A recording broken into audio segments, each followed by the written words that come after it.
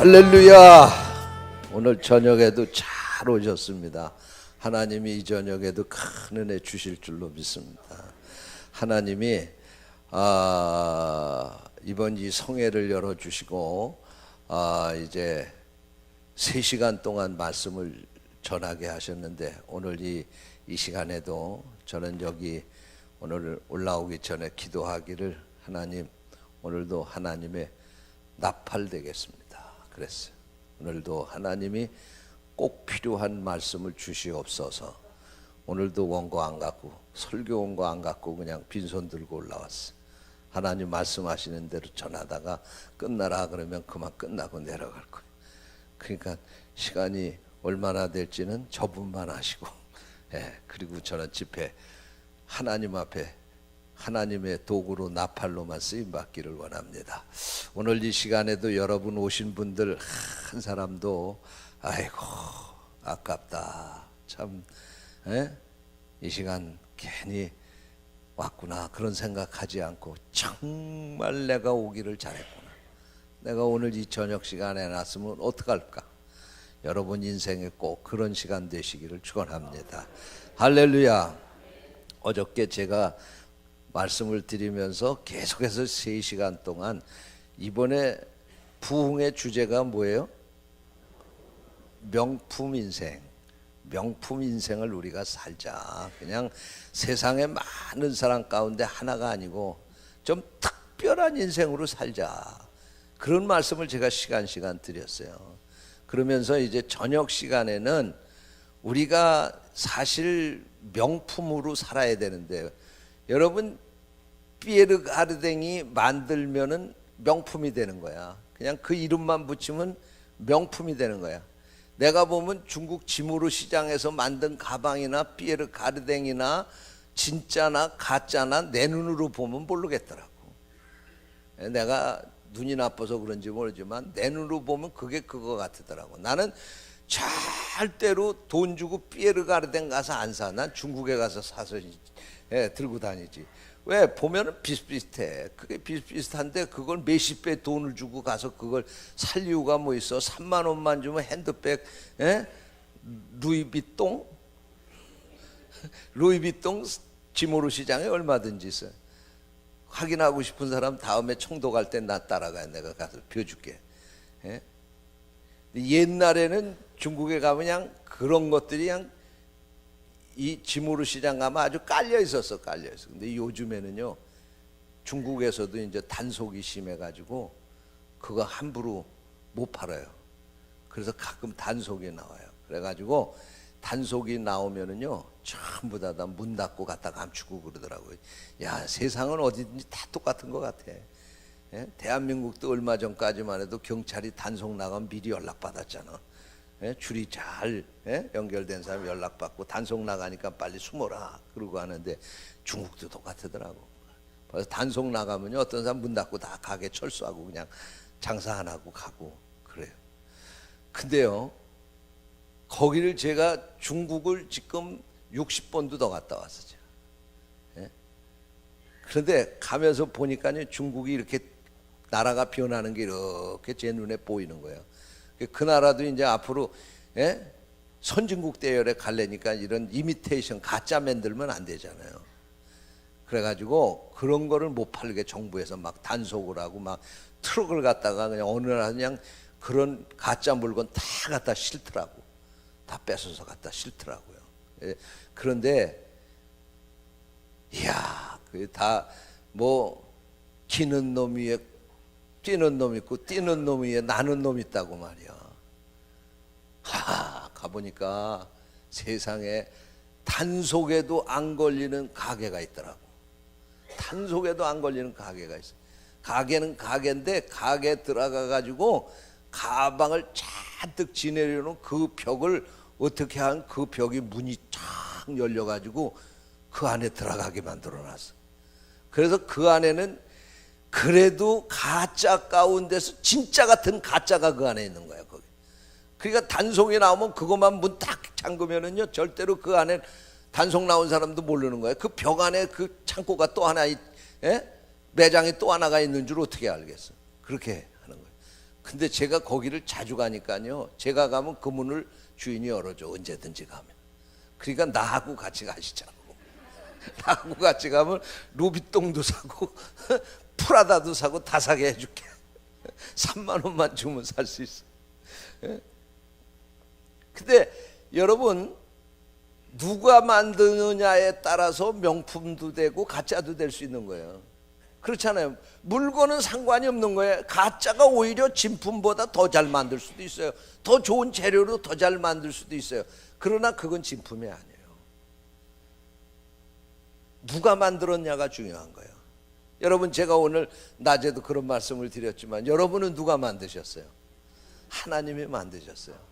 이 세상에서 제일 뭐든지 잘 만드시는 분, 최고의 브랜드 가치를 가진 그 창조자가 누구야? 하나님밖에 더 있어. 하나님보다도 여러분, 우리 인간을 더 잘 만들 사람이 어디 있느냐고. 믿습니까? 예? 여러분은 하나님이 만든 창조품이야. 그러니까 여러분 다니면서요, 얼굴 고치지 마세요. 하나님이 그거 명품으로 여러분들 얼굴 고시되 고시간에는 여러분의 얼굴이 제일 최고의 작품으로 만든 거예요. 레오날드 다빈치가 모나리자 상을 그렸잖아요. 그거 나는 아무리 봐도 모나리자 그 얼굴이 미인이라고 생각이 안 들더라고. 여러분 어떻게 보셨어요? 그런데 그 가치가 얼마냐면 프랑스의 루브르 박물관에 그 모나리자 상이 있어요. 그 그림이 있어요. 그런데 그 가치가, 그거는 감히 작품 가운데 그건 값을 매길 수가 없다고 그래. 값을 매길 수가. 근데 어떤 분이 그런 얘기를 하더라고요. 그걸 굳이 값을 매기라고 하면은 6천억 불 이상이 될 거다 그러네. 6천억 불이라고 하면 우리 돈으로 환산을 해보니까 10조가 넘는. 아니, 놀라시지도 않아. 10조라니까 이게 계산이 안 돼서 그러시는 거야. 뭐야, 왜 이래? 아니, 얼굴이 왜 그렇게 이상해? 10조라고. 감이 안 와서 그렇지. 감이 안 와서. 나도 그래. 10조가 동그라미 몇 개인지도 몰라. 나도 그거 알 필요도 없어. 우리하고 거리 일평생에 그거 가까이 갈 일이 없으니까 그거 뭐 알 필요도 없고 그냥 드러나 보시오 한번. 예? 그게 모나리자 상이 그 못생긴 여자 우리나라에다 갖다 놓으면 그 여자는 시집도 못 가. 예? 그런 그 얼굴 하나 그렸는데 말이야. 예? 그게 10조가 넘는 그 가치가 나가는 거야. 그게 하나가. 아니, 그게 그래도 누가 그린 거야? 사람이 그린 거야, 사람이. 근데 여러분은 하나님이 만드신 작품이요. 할렐루야. 그러니까요, 그거 무슨 자꾸만 가짜라는 게 뭐야? 진품을 흉내내는 게 가짜 아니야. 그렇지? 진품을 흉내낸 게 가짜야, 이미테이션이야. 예? 그런데 김태희 얼굴처럼 쌍꺼풀 해달라고 그러고 그거 하면 뭐가 되는 거야? 진품이 가짜로 변하는 순간이 되는 거야. 여러분 잘하세요. 제 얘기 잘 들으세요. 예? 하나님이 내게 주신 얼굴이 진품이고, 예? 이효리 입술을 닮게 해서 성형을 하면 그게 언제야? 그게 뭐야? 그 가짜가 되는 거야. 그때서부터는. 예? 가짜가 되는 거야, 진품이. 그러니까 여러분들 그냥 그대로 그냥 가지고 긍지를 가지고 사세요. 제가 얘기했잖아요. 진품 가짜는요, 외모가 아니라고 그랬잖아요. 그걸 누가 드느냐에 따라서 진품도 될 수 있고 가짜도 될 수가 있다고. 가짜를 드는 유용한 목사 거는 진품이라고 그러고, 진짜를 드는 저 지광식 목사 거는 가짜라고 그러더라고, 사람들이. 진짜는 지광식 목사가 든 가방이고 가짜는 유용한 목사가 든 가방인데, 유용한 목사는 5,000명 교회에서 목회하고 지광식 목사는 700명 교회에서 목회하니까 사람들은요, 유용한 목사가 든 가방이 진짜라고 그러더라고. 예? 이런 무슨 얘기예요? 아무리 좋은 명품 백을 들고 다녀도 내가 시원찮으면 그건 진품으로 명품으로 인정받을 수 없다는 거예요. 믿으시기 바랍니다. 여러분, 자꾸만 말씀을 드리지만 우리 예수 믿는 사람들이요, 예수 믿는 사람처럼 살지 않으면 그 사람이 돈이 많아도, 그 사람이 세상에서 고관대작을 하고 대단히 출세한다 할지라도 인정받을 수 없다는 얘기예요. 믿습니까? 그러니까 우리 믿는 사람들이 진짜 우리의 가치를 찾아야 되는 거예요. 할렐루야. 그래서 저녁 시간에는 우리가 그런 명품으로 태어나려면 어떻게 해야 되느냐, 어저께 첫 시간 제가 말씀을 드렸어요. 삭개오가 명품으로 태어난 이야기를 하면서 주님 앞에 철저하게 회개하고 그가 명품으로 태어났다 그랬어요. 여러분, 우리의 과거를 청산하지 않으면 우리의 미래도 없습니다. 제가 어저께도 말씀을 드리면서 여러분, 회개한다고 하는 것은 돈 버는 것보다 어렵고 출세하는 것보다 어려운 겁니다. 여러분, 우리가 하나님 앞에서 회개한다고 하는 건 사실 오늘날까지 말로만 한 거예요. 하나님 앞에 우리가 기도하면서 얼마나 많이 회개합니다 그랬습니까? 그러나 진짜 여러분 회개했습니까? 회개했으면 다시 그 길로 가지 말아야죠. 그 길로 다시 돌아가면 그건 회개한 게 아니에요. 뉘우친 거죠. 진정한 회개가 없이는 우리가 명품 크리스찬으로 태어날 수가 없습니다. 정말로 우리가 진정한 회개하고 우리 심령이 깨끗해질 때에 하나님이 그 그릇에다가 성령을 담아주시고 그 그릇에다가 하나님의 은혜를 주셔서 여러분이 명품 크리스찬으로 살아갈 수 있도록 역사하실 줄로 믿습니다. 오늘은 두 번째 시간으로, 자, 그러면 어저께 말씀을 통해서 우리가 삭개오처럼 철저하게 주님 앞에서 자기의 죄를 회개하는 과정을 거쳐야지 명품으로 태어나는 거다, 그런 말씀을 드렸어요. 자, 그러면 우리가 회개한다고 하는 건 뭡니까? 우리의 심령을 깨끗하게 청소한다는 말이에요. 할렐루야. 예? 우리가 죄를 어디다 담고 있어요? 우리 마음에다 담고 있는 거예요. 죄가 어디에 담겨 있어요?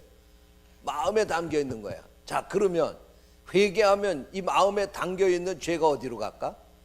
다 없어져 버리는 거예요. 할렐루야.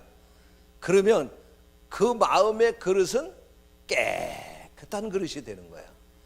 깨끗한 그릇에 깨끗하고 거룩한 게 담겨지는 거예요. 믿습니까? 이 마음의 그릇이 진정으로 우리가 회개하지 않으면 깨끗한 그릇이 될 수가 없어요. 잘 들으세요, 여러분. 명품으로 태어나면 그 브랜드 가치가 대단하지만 명품으로 태어나는 건 그렇게 쉽게 태어나는 게 아닙니다. 그러면 누구든지 다 명품처럼 살 수 있지요. 여러분, 이번 시간에 이번 부흥성회를 통해서 하나님께서 저를 부족한 종을 통해서 여러분이 명품으로 태어나는 것을 깨우쳐 주라고 저에게 이 말씀을 주시는 거예요. 그러니까 여러분들이 이 말씀 듣고 이 말씀대로 순종하시기를 축원합니다. 우리가 하나님 앞에 우리의 죄를 회개하면 우리의 그릇이 깨끗한 그릇이 되는 거야. 할렐루야. 그러면 하나님이 그 그릇에다가 선물을 담아주신다. 할렐루야. 오늘 그 말씀 드리려고. 할렐루야.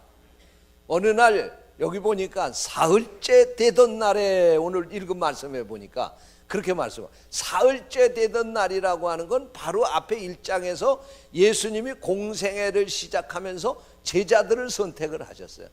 12제자를 선택하시고 사흘째 되던 날에, 그 말씀이에요.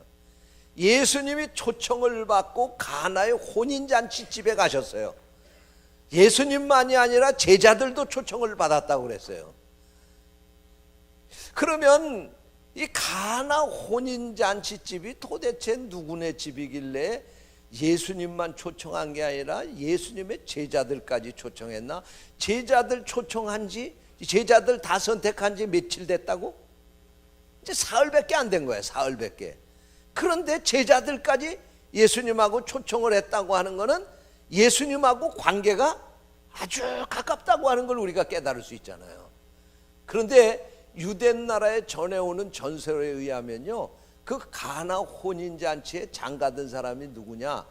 예수님의 이종 사촌인 요한이라고 하는 사람이 장가를 들었다는 거야. 이거는 그냥 전설입니다. 성경에 나온 얘기는 아니니까. 또 성경에 나온 얘기라고 우리 목사님이 그러더라. 그거는 요한이 장가를 들었대더라. 예수님 이종 사촌이라고 그러다. 이거는 여러분 이해를 돕기 위해서 말씀을 드리는 거니까 잘 들으셔야 돼. 괜히 또 그렇게 하면 이천희 목사 이단 되는 거예요. 성경을 갖다가 그렇게 막 해석을 한다 그러면 큰일 나는 거예요. 내가 이해를 돕기 위해서 말씀을 드리는 거예요. 전설에 의하면 그래서 예수님이 이종 사촌 동생이 장가를 드니까 초청받는 거 당연한 거 아니에요. 그런데 초청을 예수님 하려고 그러니까 예수님께서 아마 초청한 날짜쯤이 돼가지고는 예수님이 40일 금식을 하고 있을 때인지도 모르겠어요. 예? 공생애 시작하고 40일 금식을 시작했을 때인지도 모르겠어요. 또 아니면 공생애 시작하시기 전인지도 모르겠어요. 하여튼 그 요한의 사촌, 이종 사촌 동생 요한의 집에서 예수님을 초청을 한 거예요, 잔치에. 그런데 초청해놓고 나서 보니까 예수님이 공생애를 시작하셨고, 어저께 얘기를 들으니까 지금 예수님이 다니시면서 제자들을 같이 공생애 같이 사역할 제자들을 선택하고 계시다고 하는 얘기를 들은 거야. 그러니까 예수님에게 또 초청을 하면서 이야기를 하기는, 그러면 선택한 제자들도 다 모시고 오시라고, 예? 공생애 시작하시기 전에 우리 집에서 잔치를 하면서 제자들도 다 한번 우리가 대접하고 싶다고 오시라고 아마 그러지 않았을까. 그냥 이해를 돕기 위해서 말씀을 드리는 거예요. 그래서 어쨌든 예수님이 그 잔치집에 오신 거야. 그런데 예수님이 들어오시자마자 예수님의 어머니가 따라 나오시면서 하시는 말씀이, 아이고 큰일 났다고, 지금 잔치를 하고 있는데 포도주가 지금 떨어져 가지고 난리가 났다고. 여러분, 우리나라는요 지금은 뭐 그렇게 안 하지만 옛날에 잔치를 하면은 국수 갖고 끓여 가지고 잔치했잖아요. 잔치에서 제일 중요한 음식이 국수였잖아요. 그 제가 옛날에 보니까 우리 어머니가 잔치 먹으러 간다고 그러면서 국수 반관짜리 3개를 보재기에다 싸갖고 들고 가시더라고. 근데 그 국수 반관짜리 한 덩어리 삶으면은 장정 7명이 배 터지게 먹고도 남는 양이야. 그러니까 우리 어머니가 싸갖고 간 국수로 따지면은 20명도 먹고 남을 국수를 어머니 혼자 가가지고, 나도 따라갔지만 말이요, 가가지고 혼자 잡수시면서 20명 먹을 국수를 싸갖고 가더라고. 그래서 여러분들 예수 믿는 사람들 잘해야 돼요. 어디 잔치에 초청을 받으면요 잘 계산해서 가야 돼요. 잘못 계산해서 가면 욕먹는 거야. 예? 요새는 뷔페 식당에서 하잖아. 뷔페 식당에 1인분에 얼마야? 예? 38,000원, 뭐 35,000원 싸도 그렇잖아요, 1인분에. 그런데 5만 원 들고 사이 좋은 것처럼 부부 동반해서 가면은 뒤지게 욕먹는 거야, 그건. 어? 잔치집에 가도 계산 잘하고 가야 돼. 적어도 자기 옛날 못 살 때도요 국수 한 그릇 먹고 20명 국수 갖다 주고 왔다고. 못 살 시대에도. 여러분, 누가 결혼식하고 무슨 잔치한다고 그러면요 계산 잘하고 가야 돼. 예수 믿는 사람들이 그 계산 잘못하고 가가지고, 예? 뷔페 식당 가가지고, 다른 때는 언제 뷔페 가냐, 이번에 가가지고 실컷 가서 배 터지게 먹고 오자 그러고는 사이좋은 척하고 부부동반해서 가가지고 5만 원짜리 봉투 내놓으면 뒤에다가 패 그러고 침 뱉는다고. 어? 그러니까 계산 잘하고 가서 잔치 가서 그래도 도와주려고 부조하는 거 아니야, 부조. 도와주려고 갖다 내는 건데 그래도 우리가 먹은 값 내가지고 되겠어. 못 내도 2배는 내놓고 와야지. 암만 못 내놔도 그래야지 도와주러 간 거지. 자기 먹는 밥값도 제대로 안 내놓고 오면은 예수 믿는 것들이 다 젖다이라고 그리고 욕먹는 거야. 그러니까 우리 부평제일교인들은 명품 크리스찬이기 때문에 그렇게는 안 될 줄로 믿습니다. 잘 계산해가지고 결혼식 가세요. 그러니까 둘이 갈 것도 말이야 돈이 모자르면 혼자 가라고. 그리고 혼자 가서도요, 아유 이게 좀 더 갖고 와야 되는데 내가 요새 형편이 나빠서 그렇다 그러면, 아유 나 어저께 먹은 게 소화가 안 돼서 꼭 얘기하고 하고 와 거기서. 아유, 난 그냥 식사 안 하고 그냥 결혼식 그냥 끝나고 그냥 가겠다고. 예? 아유, 식사하시고 가시라고 그러면 아유, 아니라고, 내가 어저께 먹은 게 소화가 안 돼가지고 오늘은 그냥 가겠다고 그러면 그 혼주가 기억하고 있다가 아하, 그래도 5만 원밖에 안 내니까 그래도 예수 믿으니까 양심은 있구나. 예? 그래서 밥도 안 먹고 갔구나. 그리고는 그치, 예수 믿는 사람이 뭔가 좀 다르긴 다르구나, 그렇게 생각할 거 아니야. 그러니까 예수 믿는 사람들은 집안끼리도 잘해야 돼요. 예수 잘 믿는 척 하면서요, 동기간들 모이는데 인색하게 하고, 예? 동기간들 모이고 그러는데 아주 우습게 여기고 그런데 잘 안 가고 그러면요, 예수 안 믿는 사람이 난 저래서 예수 안 믿는다고 그런다고. 그런 빌미 주면 안 돼. 더 잘해야지. 예수 믿으려면요, 그거 잘해야 돼요. 그래야 다른 예수 안 믿는 동기간들 예수 믿게 만드는 거예요. 할렐루야. 내가 왜 여기까지 갔나? 예수님께서 다시 돌아옵니다. 예수님께서 가나 혼인잔치에 그래서 초청을 받고 가신 거예요. 갔더니 포도주가 떨어졌다고 예수님께 이 어머니가 얘기를 하니까 예수님이 그 어머니에게 대답하시는 말씀을 보니까, 어머니, 아직까지 내 때가 이르지 아니했습니다. 그리고 포도주가 떨어진 것이 나하고 무슨 상관이 있나이까? 그렇죠. 포도주 떨어진 거하고 예수님하고는 아무 상관이 없어요. 예수님은 손님을 대접하러 간 거예요? 대접받으러 간 거예요? 대접받으러 오라고 초청을 한 거 아니에요. 그러니까 예수님은 가서 포도주 잡숫고만 오시면 되는 거야. 유대 나라는요, 음식 가운데 잔치를 하면 제일 중요한 음식이 포도주입니다. 그 사람들은 포도주를 꼭, 우리가 밥 먹으면 밥상에 꼭 반드시 그게 있어야 돼요. 우리 김신혜 목사님이 이스라엘 가가지고 15년 살다 왔으니까 한국에 와서 제일 적응하기 힘든 게 그걸 것 같아.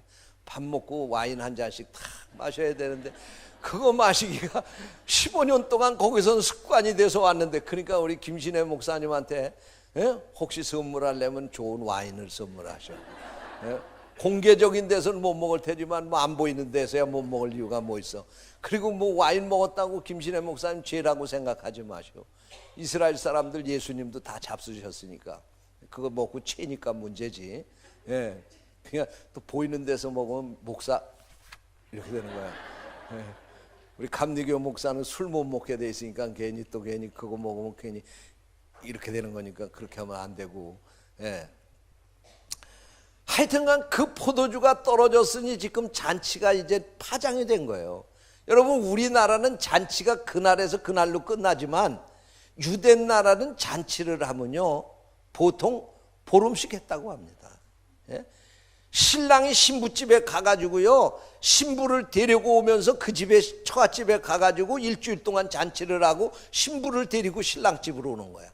그러면 신랑집에 와서 또 일주일 동안 또 잔치를 하는 거야. 아주 기둥뿌리 빼버리는 거야, 그냥 잔치하면서. 예? 그런데 여러분, 잔치를 그렇게 하는데, 잔치를 하면은 혼주 측에서는 이번에 초청한 사람이 몇 명이고, 그 사람들을 대접하려면은 포도주는 얼마를 준비해야 되고, 또 떡은 얼마나 구워야 되고, 음식은 어떻게 준비해야 되는 거 다 계산하는 거 아닙니까? 그런데 어떻게 된 노릇인지 이 가정은 지금 잔치가 한창 시작이 되는데 제일 중요한 음식인 포도주가 떨어진 거예요. 그러니 이 혼주 가정이 얼마나 난리가 났겠어요. 예수님의 어머니는 전설대로 얘기한다고 하면 자기 동생이 지금 아들 장가 드리는 일에 갔으니까 내가 볼 땐 예수님의 어머니 마리아도 아마 과방에 들어가서 음식장만해서 차려서 대접하는 데 같이 동참하지 않았을까, 그런 생각을 해. 그러니까 포도주 떨어진 걸 그렇게 알고 예수님 앞에 나와서 얘기를 하시겠죠. 어쨌든 예수님의 어머니가 이 가정에 포도주가 떨어졌다는 이야기를 예수님 앞에 전합니다. 여러분, 오늘날과 같은 세상이라고 하면 그거 떨어진 거 하나도 걱정할 거 없어. 홈플러스 가서 사오면 되는 거야. 얼마든지 돈만 있으면 사는데, 그 옛날에는 여러분, 포도주라고 하는 건 포도가 있다 할지라도 그냥 만들어서 되는 게 아니잖아요. 그거 포도주를 담그면 발효되는 기간이 필요한 것이고, 금방 다른 음식은 금방 만들어서 내올 수가 있지만 포도주는 그렇게 만들 수가 없는 거예요. 그러니까 예수님의 어머니가 와가지고 예수님께 걱정을 하면서 큰일 났다고, 포도주가 떨어져서 지금 잔치가 파장에 이르게 됐다고, 그리고 얘기를 하니까 예수님께서 대답하시기를, 아니 포도주 떨어진 거하고 나하고 무슨 상관이 있습니까? 그리고 예수님의 어머니가 예수님께 이 말씀을 하신 거 보면, 예수님의 어머니는 지금 예수님이 자기의 아들이지만 그분이 하나님의 아들로 이 세상에 인간의 몸을 입고 오신 걸 알잖아요, 그분이. 그러니까 보통 우리 같은 사람들은 포도주가 떨어지면 해결할 방법이 없지만, 예수님에게는 이분은 천지를 창조하신 이 천지 창조에도 함께 동참하신 분이기 때문에 이분에게 이 말씀을 드리면 이분은 포도주 문제 해결하는 건 아무것도 아니다. 할렐루야. 예수님의 어머니 그렇게 믿은 거예요. 그리고 예수님 앞에 그 사정을 내놓은 거예요. 그랬더니 예수님께서 하시는 말씀이, 그게 나하고 무슨 상관이 있습니까? 그리고는 어머니가 말씀을 하신 것을 예수님이 받아들인 게 아니라 오히려 되받아치시는 거예요. 그러면서 당신이 혹시 내가 공생에 시작해서 하나님의 사역을 하는 걸로 알고 있는데 아직까지 뭐라고요? 내 때가 이르지 않았습니다. 이제 내가 제자들 선택하고 사흘 돼서 이제 공생에 시작하려고 그러는 참인데, 하나님이 나를 통해서 기사와 표적을 아직까지 한 번도 행하지 않았습니다. 내가 아직 그 일을 할 만한 때가 안 됐습니다. 예수님이 그렇게 대답을 하는 거예요. 그런데 보세요, 예수님의 어머니가 거기 온 하인들에게 이렇게 얘기를 합니다. 얘들아, 저분이 무슨 말씀을 하시든지 너희들 그대로 순종을 해라. 할렐루야. 저 예수님께서 너희들에게 무슨 말씀을 하실 거다, 그러니 너희들 그분이 말씀하시면 그대로 순종해야 된다, 이렇게 얘기를 하는 거예요. 여러분, 이 말씀은 무슨 말씀입니까? 예수님의 어머니가 예수님에게 포도주 떨어진 것을 말씀을 드렸더니, 예수님이 내가 아직 그것을 해결해 줄 때가 아직 안 됐습니다, 나하고 그 해결하는 문제하고 아무 상관없습니다, 그렇게 대답했지만, 예수님의 어머니는 예수님이 그것을 해결해 줄 것을 믿었다, 안 믿었다? 할렐루야. 예수님의 어머니 믿은 거야. 예수님의 어머니는 그 말씀을 예수님께 하고 나서 그는 예수님이 해결할 것을 의심하지 않고 믿은 거야. 그렇기 때문에 하인들에게 저분이 무슨 말씀을 하시든지 너희들 그대로 행하라, 그렇게 순종하라고 그렇게 당부할 수 있었던 겁니다. 여러분, 이 말씀이 오늘 우리들에게 살아있는 말씀인 것은, 이 말씀을 통해서 우리가 어떻게 기도해야 할지를 깨우쳐 주시는 거예요. 예수님의 어머니가 포도주가 떨어졌다고 하는 것을 예수님께 말씀한 것은 예수님 앞에 기도했다는 말씀이에요. 오늘 현대적인 의미로. 여러분, 여러분이 인생을 살다가 여러분에게도 모자란 게 얼마나 많습니까? 건강이 떨어지고요, 또 여러분 가정에 있던 재물이 떨어지고요, 여러분의 삶에 갖가지 있어야 될 것들이 바닥난 것 없습니까? 여러분, 그거 가지고 당연하다 받아들이지 마시고, 믿음을 가진 사람은 그걸 누구한테 내놓아야 돼? 하나님 앞에 내놔야 돼. 주님 앞에 내놓으세요. 그 내놓는 방법이 기도입니다. 할렐루야. 예수님의 어머니가 예수님 앞에 간청을 하듯이, 포도주 떨어졌습니다, 해결해 주시오, 그리고 간청을 하듯이, 여러분 그거 세금 나올까 봐 걱정하지 마시고, 그거 예수님 앞에 내가 너무 과한 거 요구하는 거냐, 그리고는 겸손하게 그렇게 생각하지 마시고 있는 그대로 하나님 앞에 다 내놓고 구하시기를 축원합니다. 그런데 그 다음에 두 번째 말씀이 더 중요한 거예요. 예수님의 어머니가 그 말씀을 알았지만, 예수님의 어머니는 그 말씀 아랜대로 응답해 주겠다고 예수님 앞에 대답을 받은 게 아니야. 오히려 예수님이 그걸 받아치신 거야. 아직까지 내가 내 때가 안 됐다, 내가 여기 포도주 걱정하러 온 거냐? 그리고는 오히려 예수님이 이 어머니의 말을 거부한 거예요. 거부. 그런데도 불구하고 예수님의 어머니는 돌아섰다, 안 돌아섰다? 안 돌아섰어. 이게 기도하는 자의 자세고 믿음입니다. 여러분, 우리가 하나님 앞에 기도하게 될 때요, 악한 마귀 사탄들은요 자꾸만 우리를 기도 못하도록 방해하는 거야. 야, 그런 기도해서 되겠냐? 야, 그런 거 갖고 기도한 너 하나님이 응답해 주겠냐? 그리고는 별의별 수단과 방법을 다 동원해 가지고 우리가 기도를 못하도록 방해하는 거야. 그래도 돌아서지 마세요. 의심하지 마시기 바랍니다. 여러분이 기도한 거 이루어질 줄 믿으시기 바랍니다. 이 예수님의 어머니는 기도한 거 이루어질 걸 믿었어요. 그리고 하인들에게 너희들이 저분이 시키는 대로 하라고 그랬어요. 그런데 아니나 다를까 예수님의 어머니가 믿은 대로 예수님이 움직이기 시작하셨어요. 할렐루야. 그러더니 하인들을 부르는 겁니다. 얘들아, 이리 오너라. 예, 부르셨습니까? 그래, 포도주가 떨어졌다고 하는 얘기를 들었다. 그런데 포도주 항아리가 몇 개나 여기 준비되어 있느냐? 비어있는 포도주 항아리가 몇 개냐? 그러니 하인이 가가지고 세어보더니 6개가 있는데 6개가 다 비었습니다. 그러냐? 그러면 그 항아리에다 갖다가 물을 채워라. 할렐루야. 그 항아리에다 물을 채우라고 하는 거예요. 그래서 하인들이 예수님의 어머니께서 말씀하신 것도 있으니까 예수님 말씀하신 대로 그 항아리에다 물을 가득가득 채운 줄로 믿으시기 바랍니다. 그랬더니 그 다음에 예수님이 또 말씀하시는 거예요.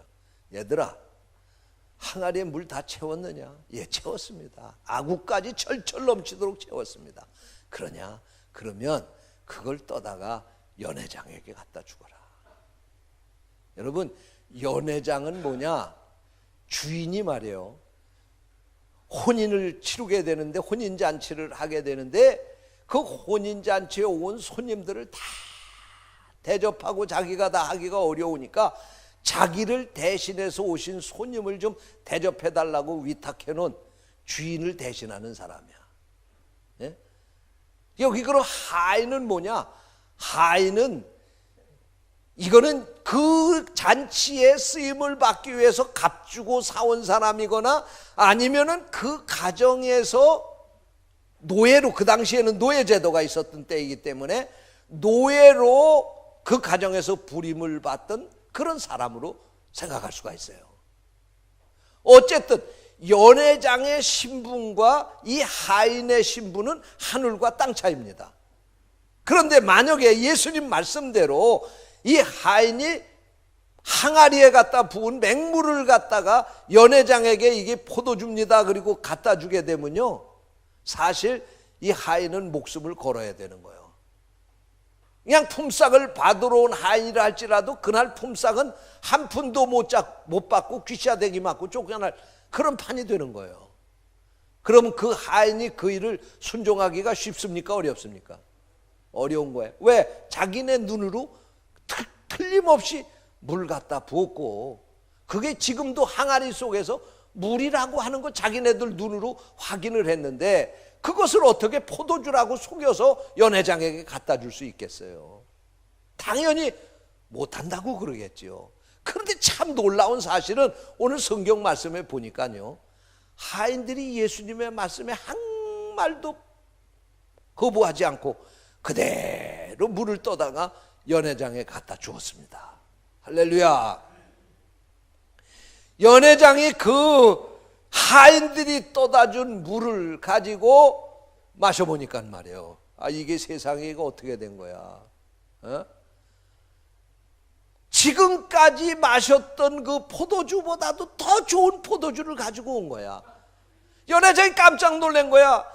그렇지 않아도 포도주 준비한 거 다 떨어졌다고 지금 걱정을 하고 있는데, 아니 세상에 어느 잔치집이든지 처음에 잔치할 때는 좋은 포도주 내놨다가 모자르면은 찌꺼기 그거 이제 혹시 손님이 더 오면 쓰고 안 오면 그냥 이건 우리가 먹어야지, 그리고는 찌꺼기 어디다가 찌꺼기 짜가지고 남겨놓은 그 포도주 그거 나오는 게 당연한 건데, 그래서 연회장은 생각하기를 이제 이 하인들이 포도주를 갖고 오면 찌꺼기 포도주 갖고 올 거다 그렇게 생각을 했는데 이게 웬일이야. 먼저 갖고 온 포도주보다도 더 좋은 포도주가 나오게 된 거예요. 할렐루야. 여러분 그렇습니다.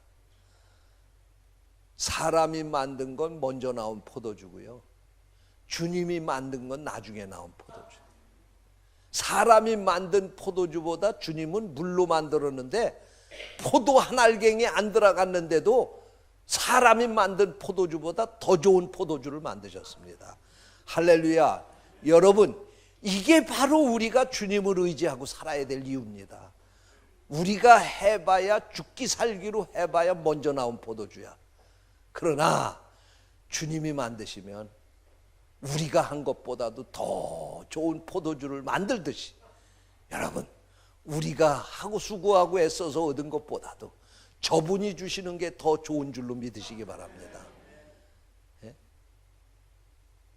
그런데 여기 말씀에 보니까 말이에요, 이 하인이 연회장이 이 도대체 어떻게 된 거냐, 먼저 나온 포도주보다 지금 나온 포도주가 더 좋은 포도주가 나왔다 그러고 얘기하니까 성경에 뭐라고 그랬어요?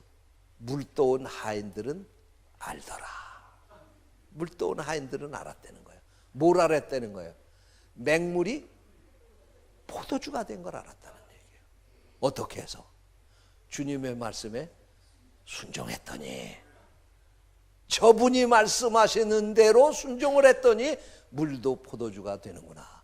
그렇습니다.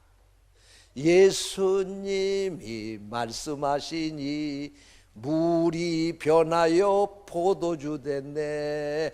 예수님 나에게도 말씀하셔서 새롭게 변화시켜 주소서. 할렐루야. 그렇습니다. 여러분 성경에 나오는 기적을 보면은요, 기적의 공식이 있어요. 기적의 공식이 있어요. 뭐 방정식만 공식이 아니라 말이에요, 구구단만 공식이 아니라요, 성경에도 보면 기적의 공식이 있어요. 그 기적의 공식이 뭐냐? 하나님의 능력 더하기 인간의 순종은 기적이야. 할렐루야. 예수님이 하나님의 능력을 가지고 저 베데스다 연못에 38년 된 병자를 향하여 네 자리를 들고 일어나라! 그리고 명령하니까 38년 된 병자가 움직일 수 없어서 그 연못에도 못 뛰어 들어갔는데 말이에요. 그 말씀 믿고 순종하고 벌떡 일어났더니 38년 동안 병들어 지금 죽어가던 환자가 말이에요, 벌떡 일어나서 깨끗하게 건강을 회복하는 기적이 일어난 줄로 믿으시기 바랍니다. 할렐루야. 여러분 기적이라고 하는 것은 하나님의 능력과 우리가 믿음으로 순종하는 것이 만나면 나타나는 결과입니다.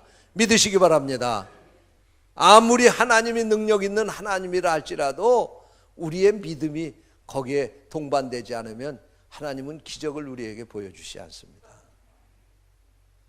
그러나 주님의 말씀 앞에 하인들이 물 떠다 놓고 그것에 순종을 했더니 물이 포도주로 변하는 것처럼 오늘도 주님의 말씀에 순종하고 살면 우리 삶에 그런 기적이 나타나게 될 줄로 믿습니다. 저는 오늘 읽은 이 말씀을 보면서 이런 생각을 했어요. 물을 갖다가 항아리에 아구까지 채우니까 그것을 떠다가 연회장에 갖다 주라고 그러고 그러자 기적이 나타난 그것을 보면서, 그래 빈 항아리를 물로 채웠더니 거기서 기적이 나타났구나.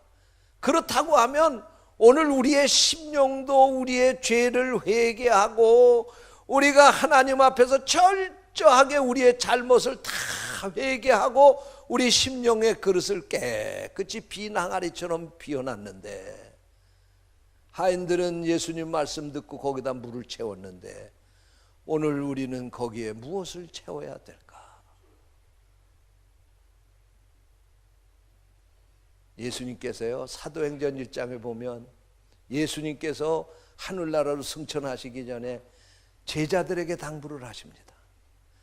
너희들은 예루살렘을 떠나지 말고 내가 너희들에게 약속한 성령을 구하라.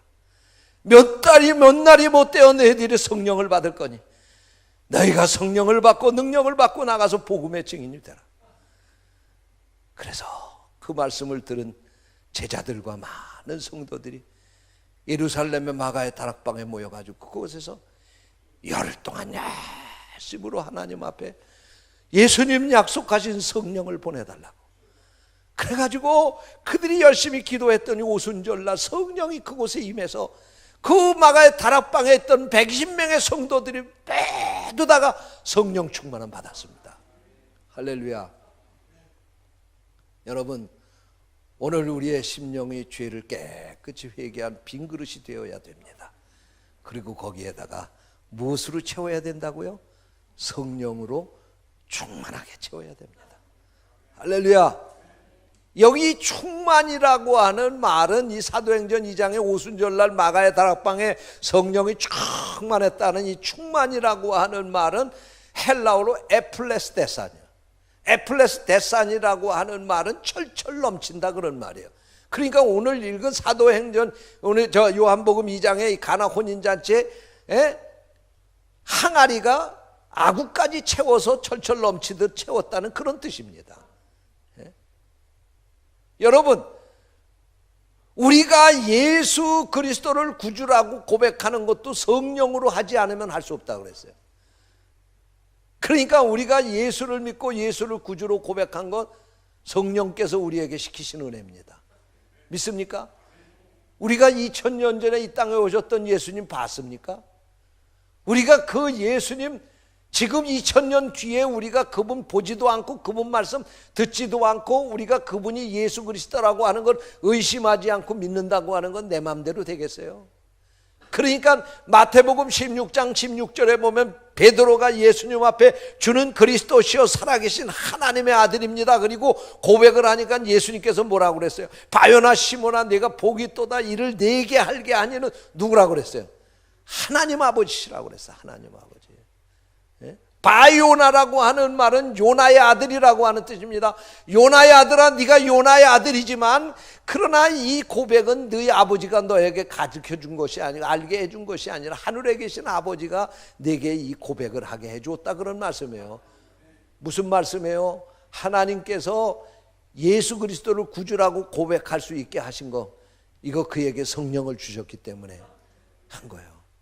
그런데 그 베드로가 성령 받고 예수 그리스도를 구주라 고백을 하니까 예수님이 얼마나 기뻤는지 베드로를 칭찬하시는데 내가 그 믿음의 반석 위에 교회를 세우겠다. 그 교회를 음부의 권세가 이기지 못하게 하겠다. 그것뿐만 아니라 내가 그 교회에서 기도하면 내가 땅에서 무엇이든지 애매면 하늘에서도 매일 것이고 땅에서 무엇이든지 풀면 하늘에도 풀리리라. 기도하기만 하면 내가 다 응답하겠다. 그리고 약속을 하셨어요. 그리고 나서 예수님께서 그 고백을 들으신 다음에 곧바로 이어서 뭐라고 얘기하시냐면 내가 이제 예루살렘으로 올라갈 건데 거기서 내가 고난을 당해야 된다. 내가 십자가를 지고 죽어야 된다고 하는 말씀을 예고를 하니까 베드로가 뭐라 그랬어요? 주여 절대로 안 됩니다. 그 길은 절대로 가시면 안 됩니다. 왜 죽으러 가시려고 그럽니까? 그러니까 예수님께서 베드로에게 뭐라 합니까? 사탄아 내 뒤로 물러가라. 금방 신앙 고백 잘했다고 칭찬했던 그 베드로가 곧바로 사탄이 되고 마는 것입니다. 이게 무슨 말씀이냐? 우리가 예수를 구주로 고백할 만한 성령은 받았어. 그런데 그 성령 받아가지고는 쉽게 넘어지고 자빠지는 거야. 예? 어떻게 받아야 된다고? 그러니까 성령 충만함 받아야 되는 거야. 그래서 베드로가 오순절 마가의 다락방에서 성령 충만함을 받았어요. 그리고 나가서 복음을 전하는데 죽음의 위협을 가하는데도 불구하고 베드로가 굽혔어 안 굽혔어? 목숨 걸고 복음 전한 거야. 이게 성령 받은 거하고 충만히 받은 것하고의 차이입니다. 할렐루야. 여러분이 크리스찬이 됐다고 하는 건 성령 받은 거야. 예? 여러분이 성령 받은 거야. 받았다니까 나. 받았다니까. 성령 받은 거야. 그런데 받은 데서 끝나서는 명품 크리스찬이 안 되는 거예요. 성령을 충만히 받아야 되는 거야. 할렐루야. 성령을 충만히 받아야 내게 그 능력이 있는 거야. 우리는 어느 정도냐? 성령을 예수 그리스도를 구주라고 고백할 정도만 받은 거야. 그러나 이제는 우리가 명품 크리스찬이 되기 위해서는 성령을 어떻게 해야 된다? 충만하게 받아야 된다. 여러분, 에플레스데사 충만히 받았다고 하는 건 철철 넘치도록 받았다는 얘기예요. 제가 설명을 하는 거야. 자, 여기 컵이 있어요. 여기 컵이 있는데 이 컵에 지금 물을 따라서 여기다 놨잖아요. 지금 제가 먹었더니 물이 여기 반밖에 없어. 예? 그러면 이 컵의 반은 뭘로 채워져 있을까? 공기로 채워져 있는 거야. 공기로. 예? 여러분 마찬가지야. 우리 심령도 우리가 예수를 믿는데 우리 심령에 성령이 요 정도만 그냥 찰싹찰싹 할 정도로만 채워진 거야. 그러면 물이 안 채워진 부분에는 뭐가 들어있다고? 공기가 들어있는 것처럼 우리 심령에도 마찬가지야. 우리 심령에도 성령으로 충만하지 않고 그냥 예수 그리스도 구주로 고백할 정도만, 그냥 주일날 교회 나올 정도만, 그냥 집사 받고 속장일 할 정도만, 그 정도만 신앙생활하는 것은 성령을 받은 거야. 받기는 받은 거야. 그러니까 예수 그리스도 구주로 고백할 수 있었던 거야. 그런데 성령을 충만히 안 받으니까 우리 심령에 그 성령과 함께 뭐가 있는 거야? 더러운 욕심들, 육신의 정욕, 이런 게 그 마음속에 같이 자리 잡아 있는 거야. 성령도 이 속에 있지만, 우리의 심령 속에 있지만 이 속에 갖가지 더럽고 추악한 것들이 같이 있는 거야. 그래서 어떤 때 보면은 거룩한 것 같고 천사 같은데 어떤 때 보면 그 인간이 악마같이 변하는 거야. 그래서 하루에도 수십 번씩 천국까지 욕을 왔다 갔다 하는 거야. 이 인간이 도대체 어느 땐 천사 같고 어느 때는 악마 같은 거야. 이게 왜 그러냐? 성령 충만함을 받지 않았기 때문에 그런 거야. 성령 충만함을 받아서 우리에게 더럽고 이 악한 것들 다 이 심령에서 다 쫓아내고 성령으로만 가득 차면 말하는 것도 성령이 시키는 대로 하고 사는 것도 성령이 시키는 대로 살 텐데, 요게 찰싹찰싹 하니까 어떤 때는 믿음이 좋은 것 같기도 하고 어떤 때는 도대체 안 믿는 사람보다도 더 못되게 살 때도 있고, 그러니까 왔다 갔다 이리 갈까 저리 갈까 차라리 돌아갈까 이렇게 되는 거예요. 바울 사도와 같은 성령 충만한 분도 뭐라고 탄식했습니까? 오라 나는 공고한 자로다. 누가 사망의 몸에서 나를 건져내랴. 바울 사도같이 성령 충만해서 복음을 전했던 분도 어떤 때는 말이에요, 이 성령이 충만하지 않은 때가 있었던 거야. 그래서 이 속에서 정욕이 불릴 듯 일어나가지고 그것하고 싸우는 거야. 그러니까 바울 사도 자신도 이게 성령의 뜻을 따라서 행해야 되는데 육신의 뜻을 쫓아서 행하고 감정이 나타나기 시작을 하고 정욕이 나타나기 시작을 하고, 그러니까 탄식하면서 오라 공고한 자라 누가 나를 이 사망의 몸에서 건져내랴, 그리고 탄식을 한 거야. 그러니까 성령 충만함은 한 번 받아야 된다, 계속 받아야 된다. 계속 받아야 된다.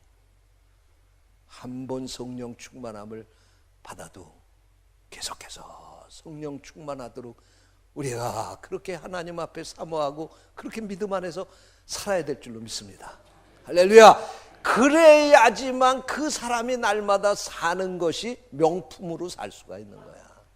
성령이 시키는 대로 말하고 성령이 시키는 대로 살고 성령이 시키는 대로 하니까 사람들이 나를 일컬어서 아하, 저 사람이 그리스도인이구나.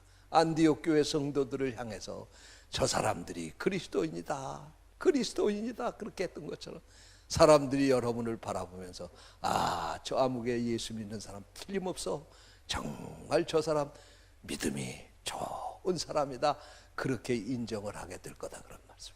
할렐루야. 명품 크리스찬 되시기 바랍니다. 그러려면 어떻게 해야 된다고요?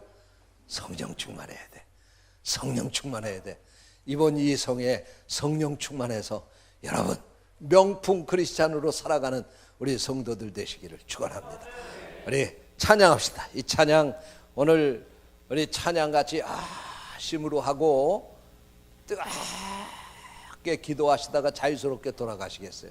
자유스럽게 돌아가시는데 오늘 기도 제목은 하나님, 어저께 우리가 회개했잖아요. 아직까지 회개 안 한 사람들은 회개하세요. 오늘 회개해도 돼요. 회개하시고 여기에 이 내 마음의 그릇에 성령 충만으로 채워 주옵소서.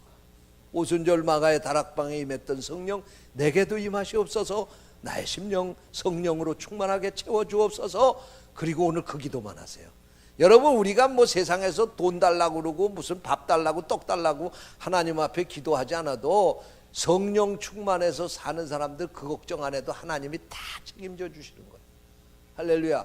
그러니까 그렇게 저차원적인 기도하지 마시고요, 우리가 고차원적인 기도, 진짜 기도를 하라고. 성령 충만해서 살게 해달라고, 성령 충만해서 공부하게 해달라고, 성령 충만해서 사업하게 해달라고, 성령 충만해서 세상에 나가서 직장생활하게 해달라고. 여러분, 그러면요 나머지 문제는 그냥 줄줄이 줄사탕 그냥 다 해결되는 거예요. 그러니까 중요한 건 뭐냐? 성령 충만한 거예요. 할렐루야. 우리 찬양하고 같이 성령 충만하게 해달라고 기도 간절히 하시다가 자유스럽게 돌아가시겠습니다.